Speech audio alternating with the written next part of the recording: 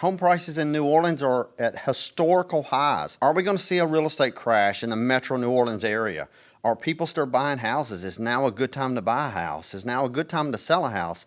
All of that right now. Hello and thank you for watching. I'm Wayne Turner. I'm excited to share this information with you. I'm a real estate broker right here in the metro New Orleans area. I've been in the real estate business for 25 years and I've sold over 4,000 houses. I just want you to know that the information that's coming to you is valid information from years of experience. So let's get to it. As I'm sure you've heard, there's a shortage of homes across the nation, and New Orleans, Louisiana is no different. There are just 1,723 homes on the market in our metro New Orleans area, according to our MLS. Now, MLS stands for Multiple Listing Service, and the Multiple Listing Service is where all real estate brokerages, as they list a property, they put it in the MLS. Now, the MLS is ran by the Gulf South Real Estate Information Network on the platform of CoreLogic, and CoreLogic is the largest entity in terms of data sourcing for real estate and housing in the United States. Now, 1,723 may seem like a big number, but go with me here. In the typical year, there's 12 to 14,000 homes on the market in our entire metropolitan New Orleans MLS.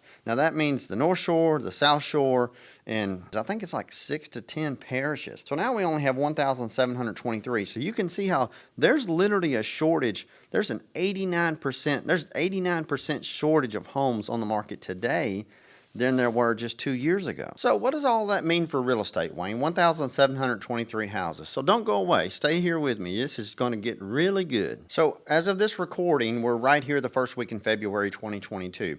And what that means as far as the number of homes, 1,723, and you hear me say that number, I'm sorry. I want people to understand the magnitude of the inventory and how low it is, because everybody's calling for a crash. Will we see a crash? And I'll get to that here in just a second to give you the absolute statistics and facts of what's really going to happen. Now, with that low number, and I'm going to say it one more time, I'm sorry, I'm going to get on your nerves, 1,723, they may even pop it up around here. But what that means, at the rate that home buyers are currently purchasing homes, there are only 5 weeks of inventory left on the market. So if not another single home was put on the market for sale across 8+ parishes in the entire metropolitan New Orleans MLS, over a period of 5 weeks, there would be no homes available for sale. It's kind of crazy to even think about that. I've got a friend of mine in Ohio, and his MLS, now he's in a smaller area with a population of around 60,000 people in one county, if you will, or parish county. But there's only 17 homes on the market. Now, what does that mean for home prices, Wayne? And I'm glad you asked, because everybody's saying, well, home prices are going up. Listen, the average sales price of a home right now in metro New Orleans is $337,000. You heard correct. The average sales price of a home right now in metro New Orleans is $337,000. The average price per square foot is $174 a square foot. So if you look at, okay, what is my living area? My living area is 1,200 square feet, 200 square feet, but when you're telling me the average price per square foot is $174 per square foot, yeah, that's how you're coming up with the value of your house. It's unbelievable, right? And so buyers are still buying homes. The average days on the market, 39 days. So literally you're talking less than 4 to 5 weeks. If you're out there watching this, you want to sell your home, you're in metro New Orleans, call me. I'll sell your house in a week. We have a backlog of buyers needing homes, and you'll be able to sell it for higher than you probably ever imagined. So to put that in perspective, and I know this is a lot of numbers coming at you, but over the last 24 months, we've seen home values appreciate 23.8%. Now, 23.8% is not a huge number, but it is huge compared to the average appreciation in a normal housing market in any county, parish, state across the country. Is 3 to 4% appreciation. And I've witnessed that firsthand selling real estate in my hometown of Nashville, Tennessee, and now my 14 years here in the metro New Orleans area. It's consistently stayed 3 to 4%. Now all of a sudden we're running into double-digit price increases. So yeah, the home that you bought 2 years ago for $250,000 probably worth about $300 to $310 right now. The home that maybe is valued at $350,000, that home's probably worth about $420 to $430 now. Now keep in mind, every area is different. Every pocket of a subdivision, every pocket of a county or a parish, every state, it all boils down to a specific location. Some properties increase faster than others. It's just the way it is. It's supply and demand. So what's caused all this crazy stuff, Wayne? What's going on? What's happening? What's the big deal? Well, it's one word. I think you know the word. Pandemic. So the pandemic caused a huge freeze in everybody's brain, meaning that everyone said, what's going on with the economy? What's going to happen now? And that uncertainty always makes people kind of stay still, if you will. So as a result, our grandparents used to say, I'm sure your grandparents used to say, everybody kind of hunkered down, if you will. They didn't do anything. They just kind of sat still. They didn't sell their houses. They didn't make purchases. They didn't do anything for several months. And it was the people that wasn't making purchases, and it was also the people that weren't working. So when you have no purchases, no working, now all of a sudden it fires back up and starts rolling just a little bit. Well, it doesn't fire back up automatically. Now, I know the Federal Reserve and the government, they were printing checks and people received stimulus checks and they fire up the presses and they gave out payroll protection loans and that sort of thing. But at the end of the day, we as individuals, consumers, make up the big picture of our economy. And people just didn't make purchases, nor were they able to work around the world and make computer chips for vehicles and appliances, and you get it. We've all heard the stories. So as this shifted, people stayed in their homes longer. They're enjoying family a little bit more, if you will. Their lives have changed. The way we purchase things have changed.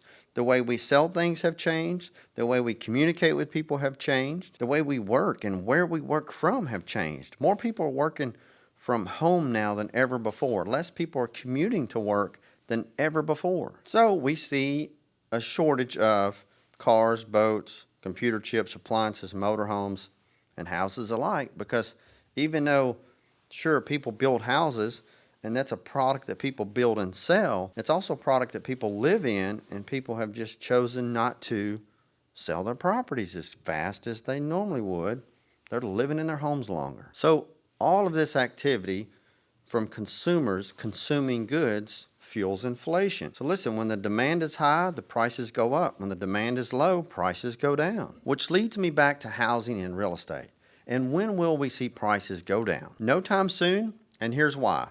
Two things have to happen, and it's going to take a while for it to happen. One, home buyers must come to just about a screeching halt of buying houses based on the inventory as low as it is right now. And then two, more homes have to come on the market for sale. They have to be put on the market for sale. Now, people are not going to stop buying houses. Now, I'll give you a quick little story. Go with me here. In 1981, the mortgage interest rates were the highest they'd ever been in the history of this country. They were 18.5%.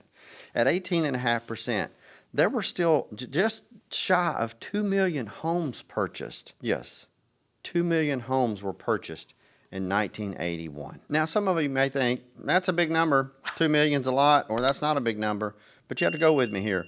There's 365 days in a year. 5,479 homes were purchased every day that year in 1981 when the interest rates were 18.5%. Now you may say, Wayne, the average home was way cheaper. And you're right, it was $68,900 in 1981. That would put your mortgages $1,251 a month. But please know that the average income was just over $23,000 a year. So your gross income would be $1,865 a month, and 67% of your gross income before they took out taxes would go towards your mortgage payment. Listen, they could never let that happen because bottom line is they would never loan you enough of that type of loan based on that income. So you can see how there's such a gap there. But people still bought houses in 1981, even at those prices. Mortgage payment prices, 18.4%. So more homes have to come on the market, and they will. As we roll into the spring market, more home builders have pulled permits last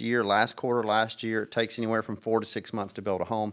In addition, the moratorium on foreclosures has been released. Last July in 2021, they released the moratorium. So mortgage lenders can now proceed and move forward with foreclosures, and the foreclosures that they have, we're seeing those already come onto the market. So that will be more homes, more inventory. But listen, all of this will take a while, because it takes a while, because buyers are still going to purchase. People are going to put houses on the market until we get to some sort of normalcy. And a normal market is when we see 3.5 to 4 months of inventory. In other words, if not another single home was purchased, it would take 3.5 months for the buyers at the current rate that they're purchasing homes to absorb the homes to the market. Right now, as I mentioned earlier in this video, we have a 5-week supply of homes, which means it is a blazing seller's market. But listen, this is what makes it really different. Houses are owned by individuals, and I know, go with me, there's people that own investment properties and own 9, 10 houses, and there's real estate investment trust, and they own a lot of houses. But for the most part, homes are owned by individuals.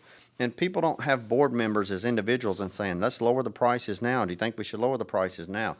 No, they're owned by individual people, and those individual people price their property, if they're going to put them on the market, based on what other homes have sold for in the last 6 months within a 3-mile radius of their home. And this is why I say we're going to see 12 to 18 months of this. Will we see appreciation as high in 2022 as we did back in 2021 and 2020? No, we won't. Will we see appreciation? Yes, we will.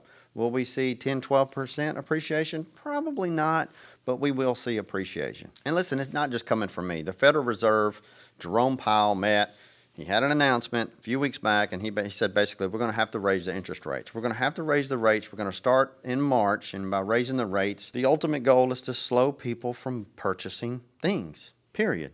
The more they charge in interest, the less we will purchase. And when people purchase less, the prices of things tend to go down, because if you're selling a good and no one's purchasing it, the first thing you got to do is look at the price and try to make it more appealing for the people to purchase it, right? Listen, the $1,000,000 question is, will we see a housing crash? Will the housing market just come crashing up on itself? No, I personally don't think so, but you have to also consider there's pockets and states and areas and counties across the country that have historically seen high increases and sharp decreases in home values. But will all of this lead to a housing crash? I don't believe so.